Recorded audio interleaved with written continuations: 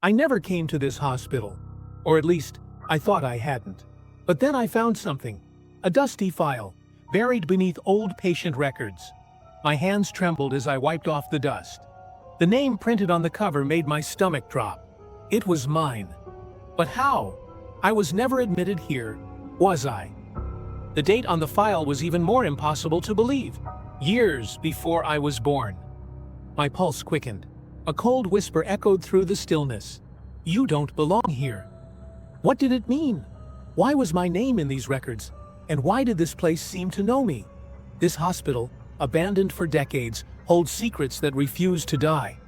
Patients vanished without a trace. Their files altered, names erased. But the truth, it lingers, buried beneath the decay. I never expected to find my own name here. But now, I can't leave. Not until I uncover the truth. Something is terribly wrong. I can feel it, like the walls themselves are watching me. At first, I thought it was a mistake, just a clerical error. But as I flipped through the pages, denial gave way to horror.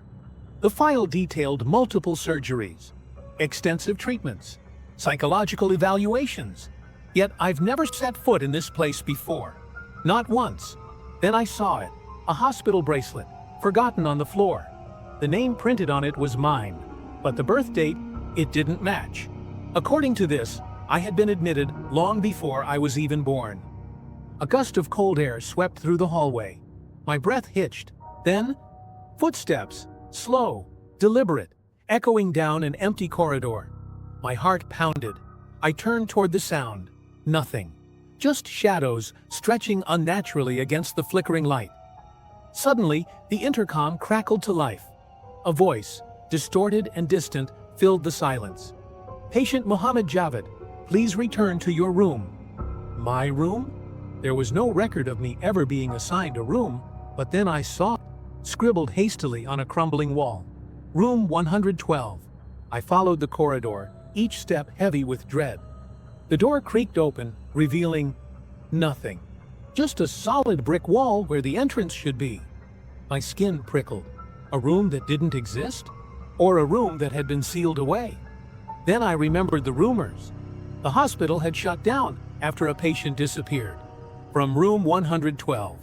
No trace was ever found. No explanation given. The incident was erased from records like it had never happened. A sinking feeling twisted in my gut. Was that patient me? Desperate for answers, I searched deeper. That's when I found it. Grainy security footage, covered in dust. My hands trembled as I played the tape. My breath caught in my throat. I saw myself, walking these very halls, decades ago. A shiver ran down my spine. This wasn't possible. This wasn't real. And yet there I was, unchanged, unaged, a reflection of someone I shouldn't be. Then, something even more chilling. Another bracelet. This one still stained with dried blood. The name? Mine? The date? Decades before my birth. My pulse thundered in my ears. I wasn't just here before. I had always been here. A slow metallic screech snapped me back to the present. A wheelchair rolled across the hall on its own, its wheels groaning against the cracked tiles. The air turned thick, oppressive. I turned toward a broken mirror on the wall, and my reflection stared back at me. But it wasn't me. The version of myself in the mirror wore a hospital gown. His eyes, empty, hollow, watching. A sharp buzzing filled my ears. The light above flickered violently. My vision blurred. Then, darkness. When I opened my eyes, I was no longer standing. I was strapped to a hospital bed. Leather restraints cut into my wrists and ankles. A cold sweat coated my skin as my breathing turned ragged. This wasn't real. This couldn't be real. Then, footsteps, slow, calculated.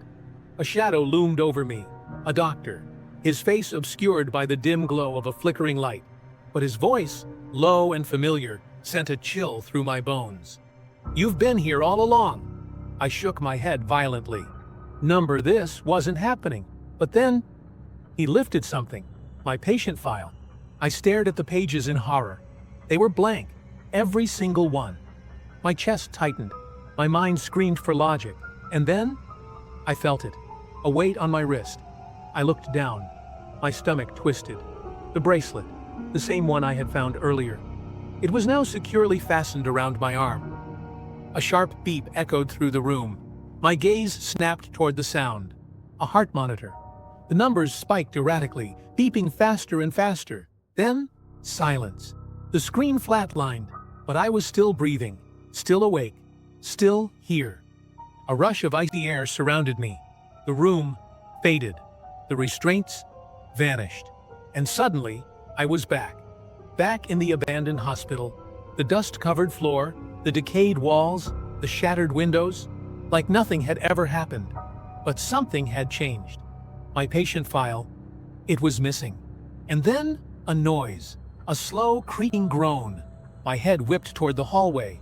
A door, one that had been shut before, was now open. I swallowed hard. Every instinct told me to run, to get out. But my feet, they moved forward on their own. Inside, the air was thick, suffocating. A single hospital bed sat in the center, its restraints unbuckled. But what made my blood run cold was what hung above it. A photo. Old, yellowed, the edges curling with time. But it wasn't just any photo, it was me. Not as I am now, but from decades ago. The same face, the same eyes, staring back at me. A distorted crackle filled the air.